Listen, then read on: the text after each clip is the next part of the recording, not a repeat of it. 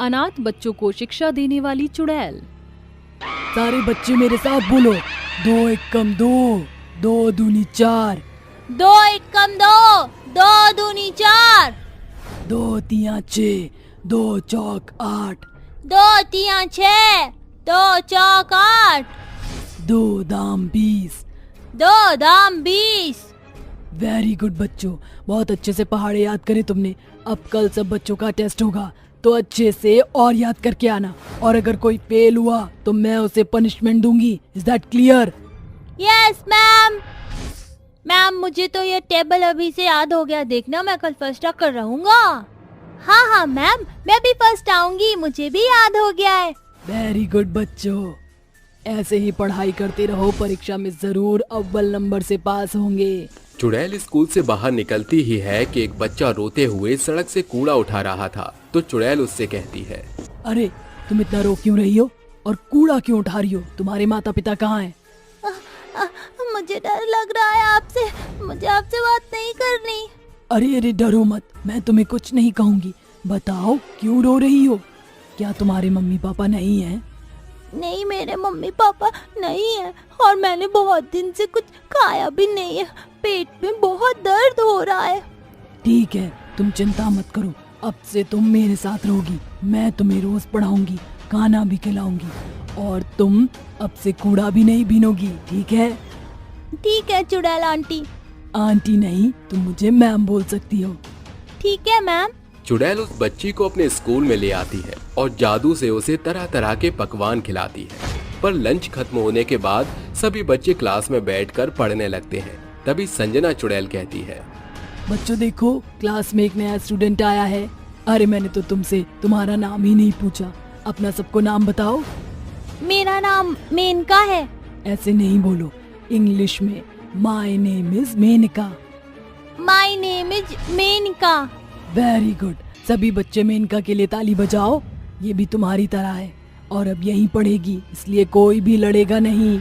चुड़ैल टीचर की बात सुनकर सभी बच्चे ताली बजाते हैं और मेनका को अपने पास सीट पर बिठा लेते हैं। सोचने वाली बात है कि एक चुड़ैल अच्छी कैसे हो सकती है और वो क्यों राह चलते बच्चों को शिक्षा देना चाहती थी। क्या इस बात के पीछे कोई गहरा राज है?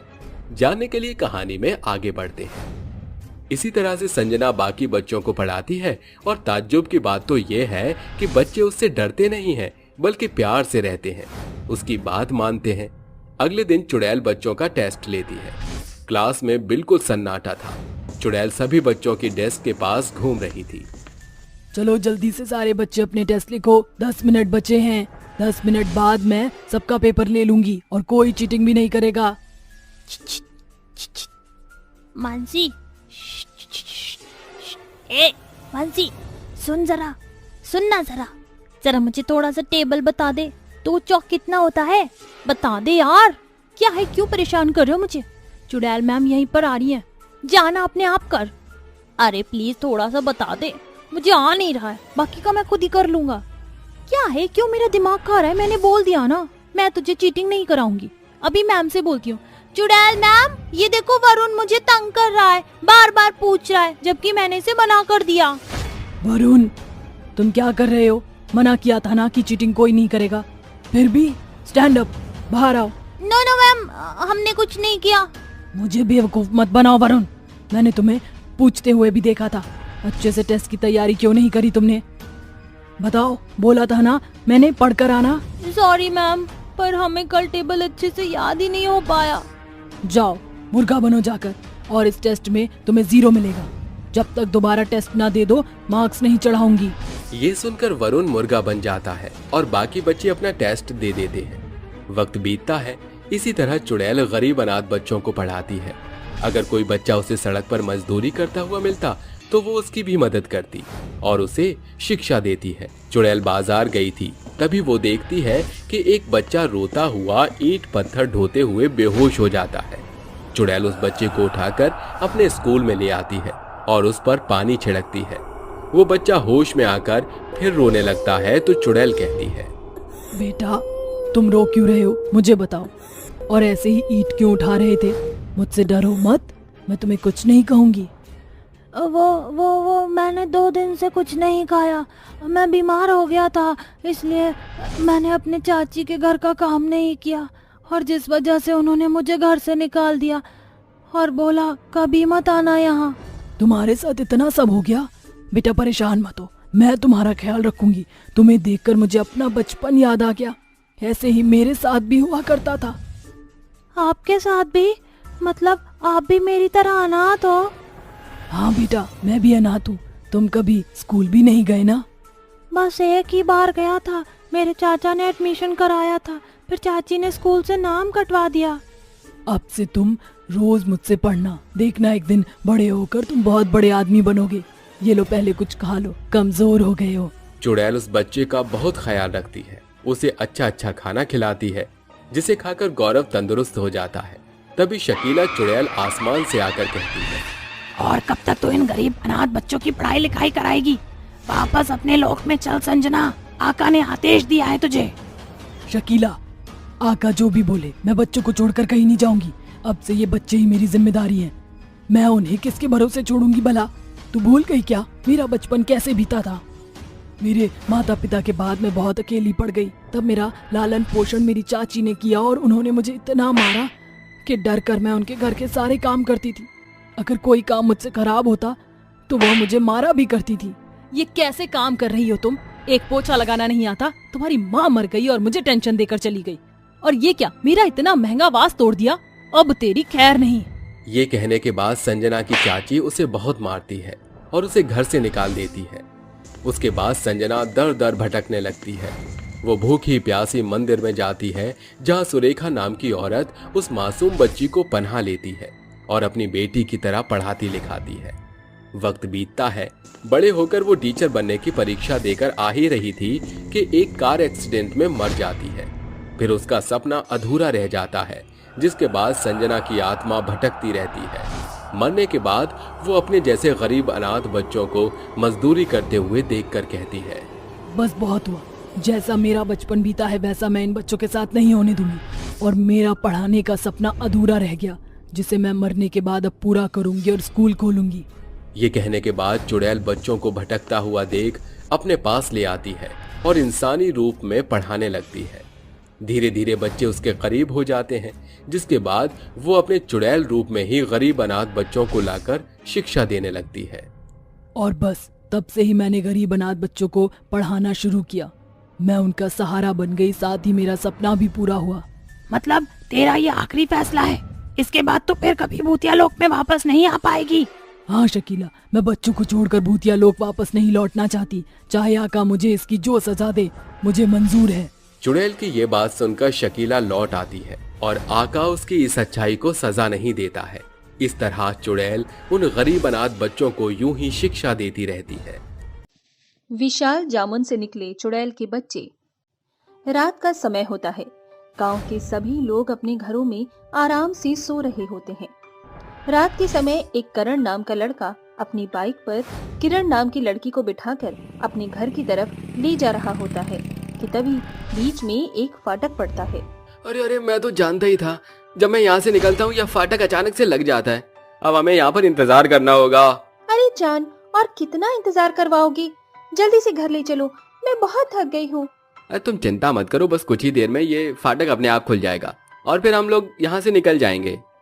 फाटक पर अचानक से हवाएं चलने लगती हैं, जिसके बाद वहाँ पर छोटे छोटे बच्चों की रोने की आवाज आने लगती है।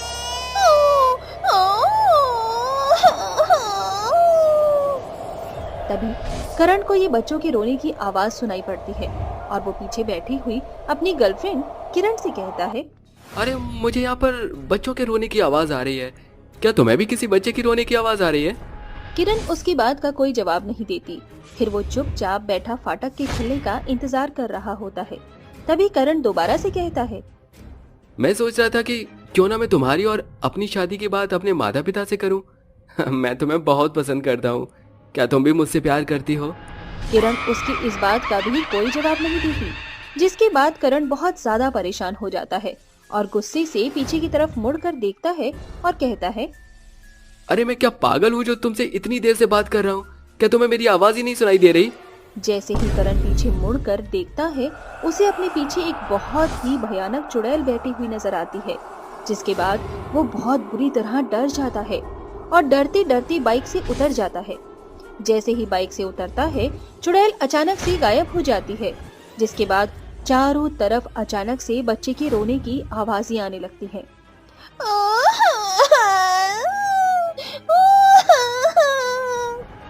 अरे ये क्या किरण, कहाँ गायब हो गई? और ये बच्चों के रोने की आवाज कहाँ से आ रही है? तभी उसे फाटक पर एक जामुन का पेड़ दिखाई देता है, जिसके ऊपर उसकी गर्लफ्रेंड किरण एक बहुत ही भयानक चुड़ैल के रूप में बैठी होती है। अरे ये क्या, किरण इतनी भयानक चुड़ैल कैसे बन सकती है? और वो उस जामुन के पेड़ पर क्या कर रही है? तभी चुड़ैल करण को देखकर बहुत जोरों से हंसती है। आखिरकार मुझे मेरे बच्चों के लिए बाप मिल ही गया। अजीज सुनते हो, जरा यहाँ पर तो आओ। चुड़ैल का ये बर्ताव देखकर करण बहुत अचंभित रह जाता है और वो कुछ नहीं कर पाता। तभी चुड़ैल अपनी जामुन के पेड़ से एक जामुन तोड़ती है और उसे करण की तरफ फेंकती है। जैसे ही वो जामुन करण के पास पहुंचते हैं, वो जामुन एक बहुत ही बड़े विशाल जामुन में बदल जाता है, जिसे देखकर करण एकदम से घबराने लगता है और कहता है, अरे ये सब क्या हो रहा है यहाँ? मुझे तो कुछ भी समझ नहीं आ रहा। तभी उस जामुन के अपने आप 4 हिस्से हो जाते हैं और उसके अंदर से चुड़ैल के छोटे छोटे बच्चे निकलकर बाहर आ जाते हैं, जो बहुत ही जोर जोर से रो रहे होते हैं। चुड़ैल उनके रोते ही उनके पास पहुंच जाती है और करण से कहती है, तुम मेरे बच्चों को रुला रहे हो, इन्हें जल्दी से चुप कराओ, नहीं तो मैं तुम्हें अभी के अभी यहीं मार दूंगी। चुड़ैल के कहने पर करण चुपचाप उन बच्चों को चुप कराने की कोशिश करता है, लेकिन देखते ही देखते वो सभी बच्चे करण के ऊपर चिपक जाते हैं और उसे धीरे धीरे खा जाते हैं। कुछ ही देर में फाटक खुल जाता है और चुड़ैल अपने भूतिया बच्चों के साथ वहां से गायब हो जाती है। अगले दिन जैसे ही सवेरा होता है, गांव के सभी लोगों को फाटक पर हड्डियों के कंकाल दिखाई देते हैं, जिन्हें देखते ही गांव वाले समझ जाते हैं। अरे हो ना हो, यह उस चुड़ैल और उसके भूतिया बच्चों का ही काम है। देखो तो जरा, जो भी ये मरने वाला इंसान है, इस बेचारी की तो पहचान करना भी बड़ा मुश्किल है। अगर ऐसे ही चलता रहा तो वो चुड़ैल अपने जामुन से निकले भूतिया बच्चों के साथ हम सभी को मार देगी। अरे इस तरह डरती रहोगी तो उस चुड़ैल का सामना कब करोगी? मैं तो कहती हूँ चुड़ैल को इस गांव से भगाने की कोशिश करो। लेकिन हम लोग चुड़ैल का सामना कैसे करेंगे? वो तो बहुत भयानक है और उसके साथ उसके जामुन से निकले हुए भूतिया बच्चे तो और भी ज्यादा खतरनाक हैं। एक बार अगर उनमें से किसी ने हम लोगों को खाना शुरू किया तो वो जब तक हमें पूरा नहीं खा लेंगे तब तक वो हमें नहीं छोड़ेंगे। मैं एक बहुत ही प्रसिद्ध तांत्रिक बाबा को जानता हूँ, वो ऐसी चुड़ैल को बहुत अच्छे से वश में कर लेते हैं। मैं आज ही उन्हें अपने गांव में बुला लूंगा। राकेश की बात सुनकर गांव के सभी लोग उसकी बात पर सहमत होते हैं, जिसके बाद शाम होते होते राकेश तांत्रिक बाबा को लेने के लिए निकल जाता है। रात के समय राकेश तांत्रिक बाबा को उसी फाटक पर लेकर पहुंचता है। उस फाटक पर पहुंचते ही ठंडी ठंडी हवाएं चलने लगती हैं, जिससे तांत्रिक बाबा को महसूस होता है, मुझे अभी महसूस हुआ यहाँ बहुत भयंकर काली शक्तियाँ हैं, हम बहुत ही मुश्किल से उनका सामना कर पाएंगे। ये सुनते ही राकेश तांत्रिक से कहता है, बाबा आप तो बहुत प्रसिद्ध बाबा हो, हमारे गांव को बचा लो। मैं आपके आगे हाथ जोड़ता हूँ, आपके अलावा हमारी और कोई दूसरी उम्मीद नहीं है। हमारी उम्मीद को मत तोड़ो और हमें चुड़ैल से मुक्ति दिला दो। तुम चिंता मत करो बालक, मैं कुछ ना कुछ जरूर करूँगा। ऐसा कहकर तांत्रिक अपने झोले से 2 हड्डियां निकालता है और उनके ऊपर मंत्र पढ़ना शुरू करता है। वक्रतुंड महाकाय सूर्यकोटि समप्रभा निर्विघ्नं कुरु मे देव सर्वकार्येषु सर्वदा।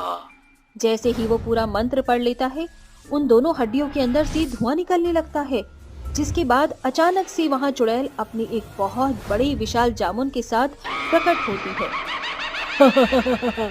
तुझे क्या लगा तू मुझे यहाँ रोकने आया है और मैं तेरे कहने पर रुक जाऊंगी तांत्रिक? देख अब मैं इन गांव वालों के साथ और कितना बुरा हाल करती हूँ।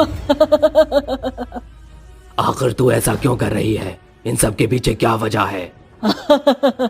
मैं तुम्हें क्यों बताऊं मेरे साथ क्या हुआ?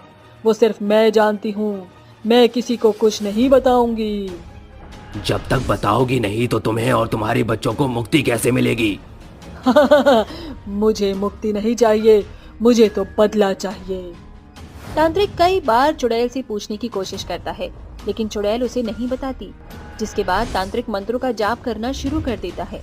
मंत्र के जाप से चुड़ैल के कानों में दर्द होने लगता है और वो तड़पते हुए कहती है, ऐसा मत करो, मैं तुम्हारे आगे हाथ जोड़ती हूँ, मुझे छोड़ दो, मुझे जाने दो।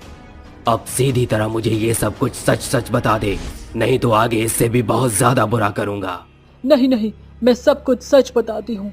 कुछ समय पहले की बात है, मैं इस पेड़ से जामुन तोड़कर गांव में बेचा करती थी। इससे मेरा अच्छा खासा गुजारा हो जाया करता था। वहीं दूसरी तरफ मेरे पास अनाथालय के कुछ अनाथ बच्चे भी थे। जब मैं अनाथालय में नौकरी करती थी तो इन सभी बच्चों को मुझसे बहुत लगाव हो गया था। जब मैंने वहां से नौकरी छोड़ी तो ये बच्चे मेरा पीछा करते करते मेरे घर तक पहुंच गए, जिसके बाद मुझे इन बच्चों पर ममता आ गई और मैं जामुन बेचकर अपने साथ साथ इन बच्चों का भी ख्याल रखने लगी। लेकिन ये सब गांव वालों को अच्छा नहीं लग रहा था और उन्होंने मुझे जामुन के पेड़ से जामुन तोड़ने के लिए मना कर दिया। मैं उनके सामने बहुत गिड़गिड़ाती रही, लेकिन उन्होंने मेरी एक नहीं सुनी, जिसकी वजह से मुझे कई दिन अपने अनाथ बच्चों के साथ भूखा ही गुजारा करना पड़ा। जब हमसे बर्दाश्त नहीं हुआ तो मैं अपने इन सभी अनाथ बच्चों को इस जामुन के पेड़ के पास ले आई और इनके साथ साथ अपनी भी फांसी लगा दी, लेकिन मरने के बाद हमें मुक्ति नहीं मिली। तुम्हारे साथ जो हुआ वो बहुत बुरा हुआ, लेकिन इसमें गांव के सभी लोगों की तो गलती नहीं है। कुछ चंद लोगों की गलती के लिए तुम गांव के सभी लोगों को क्यों परेशान कर रही हो? मेरी बात मानो और यहाँ से चली जाओ। ठीक है, मैं यहाँ से हमेशा के लिए चली जाऊंगी, लेकिन मैं यहाँ से मुक्त नहीं हो पा रही हूँ। तुम चिंता मत करो, तुम्हें यहाँ से मुक्ति दिलाने के लिए मैं तुम्हारी सहायता करूंगा। अगले दिन सवेरे तांत्रिक बाबा एक बहुत बड़ा हवन शुरू करता है और जैसे ही हवन पूरी तरह संपन्न हो जाता है, चुड़ैल अपने विशाल जामुन के साथ वहाँ से हमेशा हमेशा के लिए गायब हो जाती है। चुड़ैल का बर्थडे। पिया अपने पति सुमित के जन्मदिन के लिए बहुत खुश थी, इसीलिए वह पूरे घर को रंग बिरंगी लाइटों से, गुब्बारे से सजा देती है। शाम को जैसे ही उसका पति घर में आकर लाइट ऑन करता है कि पिया पार्टी पॉपर्स ब्लास्ट करके जोर से कहती है, surprise! Happy birthday dear pati, happy birthday to you, happy birthday Sumit. अरे वाह मेरी प्यारी पत्नी, तुमने मेरे लिए बर्थडे प्लान किया, थैंक यू सो मच। अब क्या यहीं खड़े रहोगे? चलो केक कट करते हैं। जैसे ही सुमित केक कट करने वाला होता है तभी लाइट चली जाती है और कहता है, अरे अब बस भी करो पिया, और कौन से सरप्राइज देना बाकी हैं? अरे मैंने लाइट नहीं भगाई और दूसरा कोई सरप्राइज भी नहीं है, रुको मैं लाइट चेक करके आती हूँ। पिया लाइट चेक करके वापस आती है। दोनों साथ में केक कट करते हैं कि एक चुड़ैल उनके सामने आकर कहती है, तुम केक नहीं काट सकते, छोड़ दो इस चाकू को। चुड़ैल, चुड़ैल सुमित। तुम डरो मत पिया, मैं ही हूँ तुम्हारे पास। आज तेरा बर्थडे है ना, तो आज ही तेरा डेथ सर्टिफिकेट बना देती हूँ। बोलते ही चुड़ैल उसके पति का इतनी जोर से गला दबा देती है कि उसी वक्त सुमित मर जाता है। तभी रोते हुए पिया कहती है, सुमित, सुमित उठो ना मेरे लिए, तुमने कहा था तुम मेरे पास रहोगे, क्यों मारा तुमने मेरे पति को? अब मैं तुम्हें छोड़ूंगी नहीं चुड़ैल। ये बोलते ही पिया जैसे ही चुड़ैल को मारने जाती है, चुड़ैल उसे भी मार डालती है। कोई नहीं बचेगा, किसी को नहीं छोड़ूंगी मैं। इस केक को सिर्फ मैं ही काटूंगी और कोई नहीं। ये बोलते ही चुड़ैल उसकी मोमबत्ती को बुझाकर केक काटती है। आखिर ये चुड़ैल कौन थी और क्यों उसने सुमित को जन्मदिन मनाने नहीं दिया? क्या इसके पीछे कोई गहरा राज था? जानने के लिए कहानी में आगे बढ़ते हैं। कुछ दिन बाद मोनिका अपना बर्थडे मनाने के लिए बहुत एक्साइटेड थी और वो रोहन से कहती है, देखो रोहन, इस बार ऐसा नहीं चलेगा, पिछली बार तो मेरे बर्थडे पर साथ नहीं थे, लेकिन इस बार मुझे अपना बर्थडे स्पेशल चाहिए। ओके डार्लिंग, तुम्हारा बर्थडे स्पेशल ही होगा। तुम्हें डिस्को ले जाऊंगा, होटल में खाना खिलाऊंगा, फेवरेट ड्रेस दिलवाऊंगा और एक सरप्राइज और है। सच्ची रोहन? ओह माय गॉड, मुझे तो विश्वास ही नहीं हो रहा। कर लो विश्वास, शाम को तुम रेडी रहना। शाम को मोनिका एक सुंदर सी ड्रेस पहनती है, जहाँ रोहन उसे घुमाता है, क्लब ले जाता है। फिर जैसे ही मोनिका अपना केक काटती है तो वही चुड़ैल आकर अचानक से उसकी मोमबत्ती बुझा देती है और कहती है, बर्थडे तुम्हारा है, लेकिन केक और गला तो मैं ही काट दूंगी। बचाओ, बचाओ रोहन, बचाओ। मोनिका जब तक भागती इतने में चुड़ैल उसका गला काट देती है। Happy birthday to you Monika, happy birthday to you. मार डाला तुमने मेरी बीवी को, मार डाला। क्यों? क्या बिगाड़ा था उसने तुम्हारा? मैं तुम्हें छोड़ूंगा नहीं। अब तू हैप्पी बर्थडे वाली मोनिका के बगैर कैसे चलेगा? ऐसा कर, तू भी ऊपर जाकर उसका बर्थडे सेलिब्रेट कर, ठीक है? ये कहते ही चुड़ैल रोहन को भी जान से मार देती है, फिर उसके केक को कट कर देती है। मार डाला, इसे भी मैंने मार डाला। किसी को भी जन्मदिन पर आने नहीं दूंगी, मैं किसी को नहीं। बदला चाहिए मुझे, बदला। चुड़ैल का मारना यही नहीं थमता। इस तरह जितने भी केक वो काटती है, इंसानों को देखती है, उन्हें वो पहले ही मार डालती है और उनका केक खुद काटती है। शाम के समय चुड़ैल यूं ही सड़क पर चल रही थी कि घर से उसे हैप्पी बर्थडे टू यू की आवाज आती है। लगता है इस घर में भी जन्मदिन मनाया जा रहा है। मार डालूंगी इनको, मैं छोड़ूंगी नहीं। चुड़ैल उस घर में जाती है और जैसे ही लाइट जलती है तो सामने एक 5 साल का प्यारा बच्चा सिर पर टोपी लगाए ताली बजा रहा था। साथ ही छोटे छोटे बच्चे उसे बोलते हैं, happy birthday to you, happy birthday to you, happy birthday dear Chandu, happy birthday to you. अरे चंदू, केक काटना, फिर हम गुब्बारा छोड़ेंगे और केक खाएंगे। हाँ हाँ चंदू, केक काटना और मुझे वो चॉकलेट वाला केक दियो। अरे बच्चों, सबको केक मिलेगा और समोसे भी। चंदू बेटा, चलो केक काटो। छोटा सा चंदू अपने बर्थडे का केक काटता है। उसकी मम्मी उसे केक खिलाती है, फिर सब बच्चों को देती है। यही सब देखकर चुड़ैल नम आंखें कर उसे प्यार से कहती है, हैप्पी बर्थडे टू यू बेटा, हैप्पी बर्थडे टू यू। ये नजारा देखकर चुड़ैल एक अलग ही दुनिया में चली जाती है। वो केक खाने लगती है, फिर गुब्बारों को अपने नाखून से फोड़ती है, फिर वहाँ रखे समोसे, कोल्ड ड्रिंक को खाने लगती है। बच्चों को खुश देखकर ताली बजाकर नाचने लगती है। क्यों, चौंक गए ना? सच में ही अजीब था ये नजारा। जहाँ एक तरफ वो चुड़ैल किसी को भी जन्मदिन मनाने से रोक रही थी, वहीं वो बच्चे का जन्मदिन देखकर खुश होकर खिलखिलाने लगती है और उस बच्चे को गोद में उठाकर उछालने लगती है। चंदू की माँ और बाकी बच्चे ये देखकर हैरान हो जाते हैं। अरे कौन है जिसने मेरे बच्चे को गोद में उठा लिया? छोड़ो, इसे नीचे उतारो। चंदू ऊपर कैसे गया? पता नहीं माँ, लेकिन मुझे बहुत मजा आ रहा है। वाव, और झूलना है मुझे। हाँ बेटा, और झुलाती हूँ तुझे मैं। ये बोलकर चुड़ैल बच्चे को और घुमाने लगती है। वहीं छोटे बच्चे कहते हैं, अरे चंदू, तू अपने आप हवा में कैसे झूल रहा है? हमें भी तेरे साथ जुड़ना है, हमें भी झुलाना। बाकी बच्चों का भी बहुत मन कर रहा है, इन्हें भी झुला देती हूँ। ऐसा कहकर चुड़ैल चंदू को उतारकर बाकी बच्चों को भी बारी बारी से झुला देती है। बच्चे खुश हो जाते हैं और ये देखकर शिवानी का सिर चकरा जाता है। वो बेहोश हो जाती है। बर्थडे खत्म होने के बाद चुड़ैल वहाँ आ जाती है और कहती है, अरे वाह, आज तो मैंने बच्चों के साथ बर्थडे मनाया, बहुत अच्छा लगा मुझे, मानो जैसे मेरा यूवी ही हो। इस तरह चुड़ैल बच्चों के बर्थडे में जाकर उनके साथ मस्ती करती है और किसी को पता भी नहीं चलता और कभी कभी उन्हें छुप कर देखती है। ऐसे ही एक शाम ऋत्विक और उसके बेटे युवी का एक साथ जन्मदिन होता है। उसकी पत्नी अर्चना ने जन्मदिन की सारी तैयारी कर रखी थी। पहले ऋत्विक केक काटता है, तभी चुड़ैल आकर उसका गला पकड़कर कहती है, जन्मदिन है तेरा, मार डालूंगी तुझे मैं, तो भी अपना जन्मदिन नहीं बना पाएगा। कौन हो जो मेरे पति को मारना चाहती हो? पापा, मम्मी, क्या हुआ? आप मेरा केक नहीं काटोगे? काटेंगे बेटा। इस बच्चे की आवाज सुनकर चुड़ैल ऋत्विक को छोड़ देती है। तभी अर्चना कहती है, छोड़ो मेरे बच्चे को। क्यों पकड़ा है उसे और क्यों मेरे पति को मार रही थी? मुझे माफ कर दो, मुझे पता नहीं था जिसका भी जन्मदिन है, वरना मैं ऐसा नहीं करती। ये सब करने के पीछे मेरी एक वजह है, जिस वजह से मैं किसी को भी जन्मदिन मनाने नहीं देती। दरअसल 1 साल पहले मैं भी इस तरह अपने बच्चे का जन्मदिन मना रही थी। उस दिन घर में छोटे छोटे बच्चों की बहुत चहल पहल थी। सब मेरे बेटे के लिए गिफ्ट लेकर आए थे। जैसे ही वो केक काटने जाता है, तभी 2 गुंडे मेरे बच्चे को आकर पकड़ लेते हैं, क्योंकि उनके पीछे पुलिस पड़ी थी। बाकी बच्चे डर के भाग जाते हैं। तभी मैंने बहुत बोला, छोड़ो मेरे बच्चे को, मैं तुम्हारे आगे हाथ जोड़ती हूँ। मेरा बच्चा, मेरा यूवी बहुत छोटा है। अपने बच्चे की सही सलामती चाहती है तो पुलिस को यहाँ से भगा दे। मैं भगा दूंगी, बस मेरे बच्चे को छोड़ दो। कल्पना इतना कहकर पुलिस को बहुत रोकती है, लेकिन पुलिस अंदर आ जाती है। डर के मारे वो गुंडा युवी को मार डालता है, साथ ही कल्पना को भी। जिसके बाद कल्पना चुड़ैल बन जाती है और उन पुलिस वाले गुंडों से और जन्मदिन मनाने वाले हर इंसान से बदला लेने लगती है।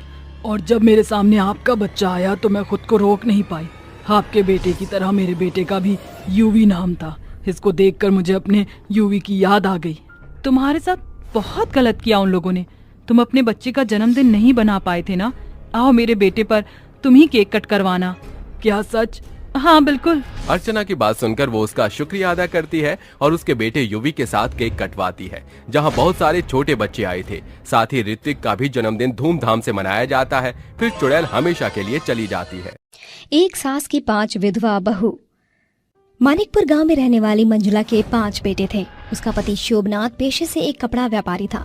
कुछ वर्षों पहले शोभनाथ का स्वर्गवास हो गया। समय के साथ मंजुला के सभी बेटे सयाने हो गए और उन्होंने अपने पिता के सीमित कपड़ों के कारोबार को बड़े उद्योग के कारखाने में शुमार कर दिया। पूरे गांव में उन्हीं के चर्चे हुआ करते थे। अरे मंजुला के 5 बेटों ने मिलकर उसका तो मान ही बढ़ा दिया है। पहले तो पिता के छोटे मोटे कारोबार को इतना फैलाया और उसी कमाई से इतना चौरस घर खड़ा कर दिया। 100% सच कहत गोपाल भाई। इतना अमीर रईस होवे के बजाय भी रत्ती भर का भी अहंकार नहीं मंजुला के मन में।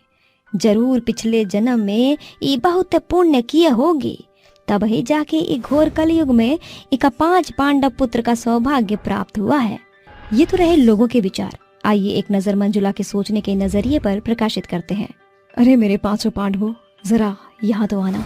माँ, कारखाने पर जाने के लिए देरी हो रही है, सांझ को बात हो सकती है? अरे काम काज के प्रति इतना भी क्या मशरूफ हो गए हो तुम लोग, जो पल भर के लिए अपनी माँ के पास नहीं बैठ सकते।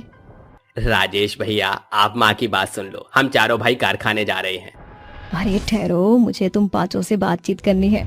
ये तस्वीरें देखो, मैंने इन लड़कियों को तुम 5 भाइयों के लिए पसंद किया है। सभी खानदानी और रईस घराने की हैं। ऐसा सुनकर 5 भाई एक दूसरे का मुंह ताकने लगते हैं और प्रीतम कहता है, माँ, ऊपर वाले की दया से आपके 5 बेटे अपने पैरों पर खड़े हैं। शुरुआत से हम 5 भाई की सोच रही है कि हम किसी गरीब की बेटी का हाथ थामे। प्रीतम सही कह रहा है। अरे बौरा गए हो तुम 5। अगर मैं किसी गरीब की बेटियों को ब्याह कर लाऊंगी तो लोग सैकड़ों बातें बनाएंगे। गरीब अमीर का कोई मेल नहीं। माँ, आपको जमाने की पड़ी है। जरा सोचिए, किसी गरीब की बेटियों का हाथ थामने से एक पिता को साहूकार का कर्जदार नहीं होना पड़ेगा। अपने 5 बेटों की बातें सुनकर मंजुला भावुक हो जाती है और कहती है, अरे ठीक है, अब बस भी करो। जब देखो 5 मिलकर पांडवों की तरह पाठ पढ़ाते हो। गरीब की बेटियों का ही बसेरा बनेगा यहाँ। खुश। मंजुला अपने बेटों के ब्याह के लिए रिश्ते तलाशने लगती है। उसकी ये तलाश रामपुर गांव में रहने वाले गरीब भीमा की 5 बेटियों अनु, जूही, भार्गवी, संजना और मालविका पर खत्म होती है। बड़े ही धूमधाम से मंजुला अपने 5 बेटों का ब्याह रचाकर 5 बहुएं घर लाती है। मेरी 5 बहू, इस अक्षत कलश को अपना दाहिना पांव लगाकर गृह प्रवेश करो। थोड़ी देर में रस्में शुरू होती हैं, जहाँ झुमरी कहती है, अरे मंजुला, हम सब तो सोच रहे कि तुम जो इतना अमीर हो तो जरूर कोनो बड़े की बेटी के बहू बनाओगी, मगर तुम्हारी 5 बहू है तो बड़ी गरीब हैं। लगता है बेचारियों का बाप बड़ा गरीब था, तभी तो कुछ भी दान दहेज न दे सका। झुमरी की बातें 5 बहुओं को झकझोर कर रख देती हैं, मगर सब कुछ इतने पर भी खत्म नहीं होता। झुमरी के जाते ही मंजुला अपनी बहुओं की गरीबी का बुरा बखान करते हुए कहती है, जाने कैसा भिखारी बाप है इनका। अरे पाव भर मिठाई भी संग नहीं भेज सका। कल सवेरे तक ये झुमरी झूम झूम कर पूरे गांव भर में ढिंढोरा पीट देगी कि मेरी बहू गरीब घर से है। मंजुला की बातें सुनकर उसके बेटे कहते हैं, माँ, अभी हम 5 की पत्नी को आए पल भर भी नहीं हुआ और आप इन बेचारियों को इतना कुछ कह रही हैं। मंजुला की कड़वी बोली उसकी बहुओं के दिलों को अंदर तक भेद रही होती हैं। देखते देखते दिन सप्ताह और सप्ताह महीने भर में बीत जाते हैं। एक सांझ झुमरी मंजुला के पास आती है। अरे मंजुला, गजब हुई गवा। अरे ऐसा भी क्या हो गया है जो तेरी सांस से ऊपर नीचे हो रही है? अरे तुहर बेटों के कपड़े कारखाने में गंभीर आग लग गई है। तुम्हारे 5वें बेटे कर्मचारी समेत ढेर हो गए। ये सुनकर मंजुला कारखाने की ओर दौड़ती है, जहाँ सब कुछ धू धू करके जल रहा होता है। अपने बेटे के जले हुए शव देखकर मंजुला स्तब्ध रह जाती है। बेटों की मौत उसको गहरे सोग में डाल देती है। कुछ दिन बाद, हम 5 के पति की मौत का सासू माँ को गहरा सदमा लगा है। उन्हें सदमे से उभरने के लिए हमको कुछ करना होगा। सासू माँ की खातिर वो कपड़ों का कारखाना महज एक कारोबार नहीं, बल्कि माँ जी के खातिर सब कुछ था। सदमे में जाने के चलते सासू माँ शायद पुरानी स्मृतियों में जा चुकी हैं।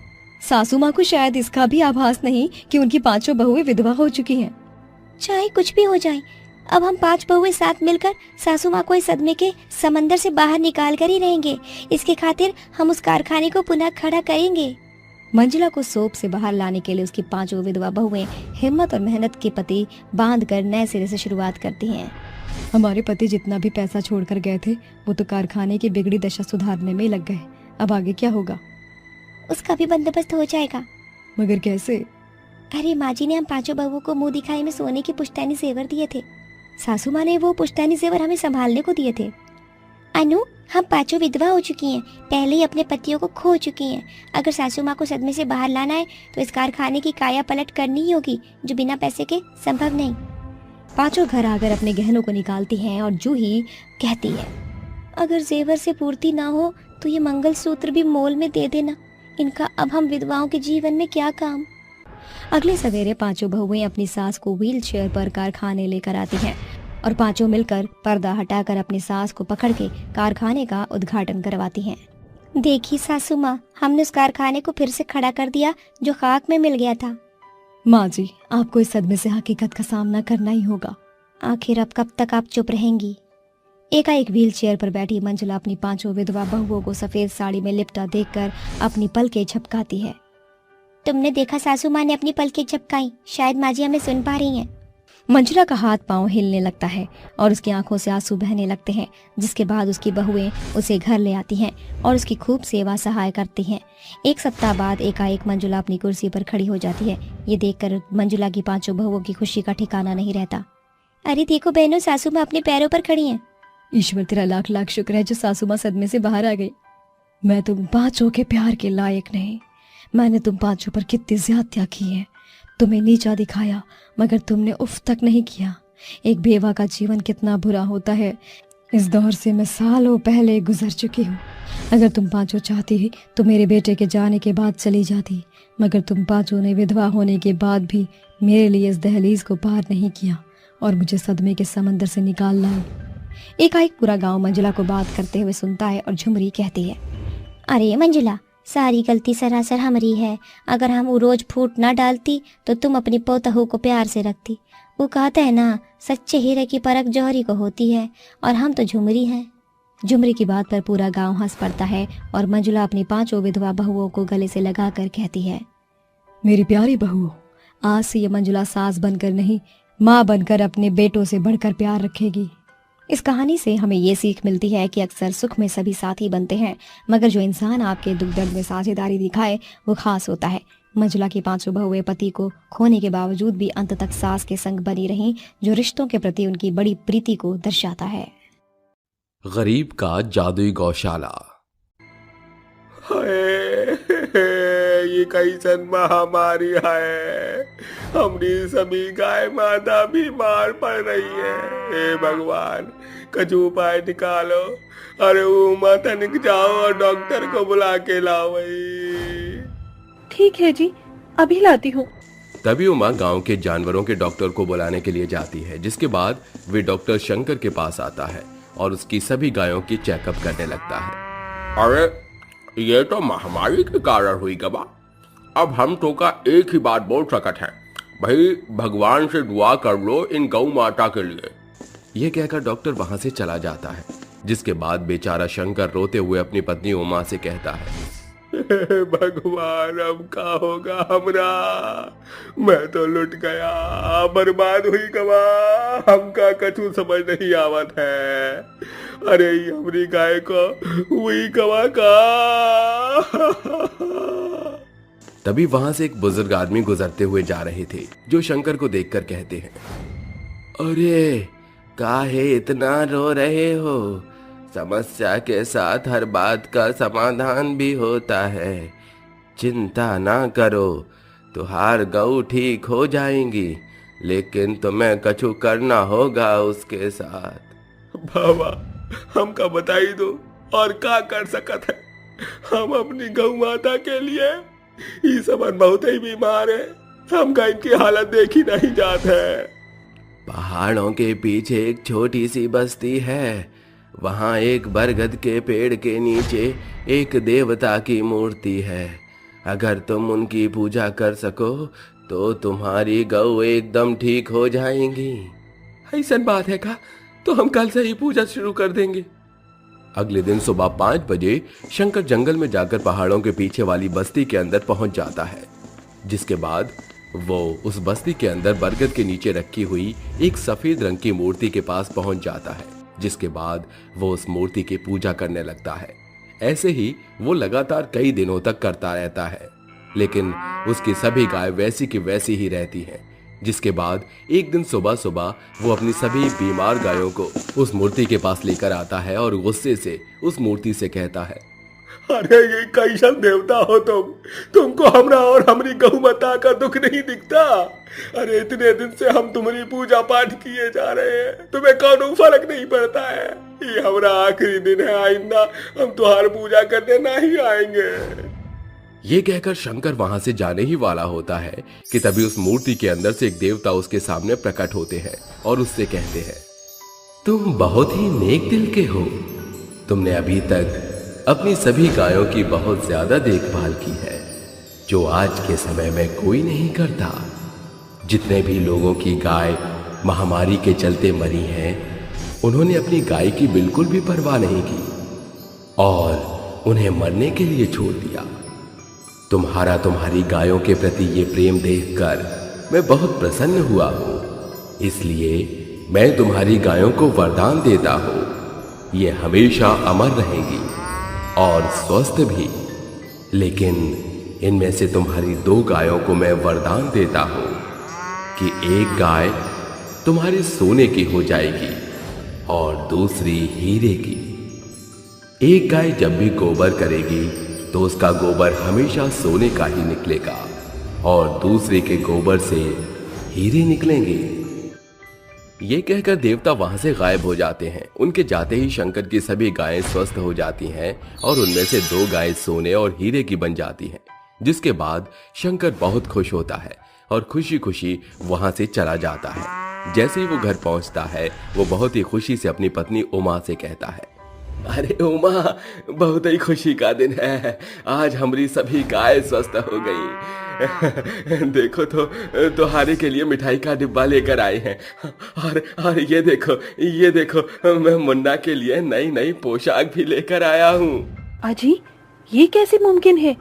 आप तो इतना सामान लेकर आए हो, आपके पास पैसे कहाँ से आए? और ये दोनों गायें इतनी अजीब क्यों दिख रही हैं? एक सोने से सुनहरी है तो दूसरी हीरो से चमक रही है। अरे उमा, हमारी पूजा संपन्न हो गई। देवता अचानक से हमारे सामने प्रकट हुए और उन्होंने हमारी सभी गायों को स्वस्थ कर दिया, जिनमें से 2 गाय सोने की और हीरे की भी बना दी। तभी अचानक से सोने की गाय सोने का गोबर कर देती है और हीरे की गाय हीरे का गोबर कर देती है, जिसे देखकर उमा अचंभित रह जाती है और शंकर से कहती है, अरे अरे, ये तो बहुत बड़ा चमत्कार है। गांव में ऐसा चमत्कार आज तक कभी किसी ने नहीं देखा होगा। अरे ये तो देवता की हम पर कृपा है, जो हम सबन पर बहुत ही अच्छे से बरस रही है। ये कहकर शंकर अपनी सभी गायों को अपनी गौशाला में बांध देता है और सोने और हीरे के गोबर को उठाकर ले जाता है और एक दुकान पर जाकर बेच देता है। जिसके बाद उसको कई सारे पैसे मिल जाते हैं, जिससे वो अपने मुन्ना को अच्छे स्कूल में डालता है और अपने लिए एक अच्छा सा घर खरीदता है और दोबारा से दूध बेचने का काम भी शुरू कर देता है। ऊपर वाला जब भी देता है छप्पर फाड़ कर ही देता है। बस ऐसा ही देवता अपनी कृपा हम पर बनाए रखे। शंकर अपने घर में बहुत ही खुशी से रह रहा था।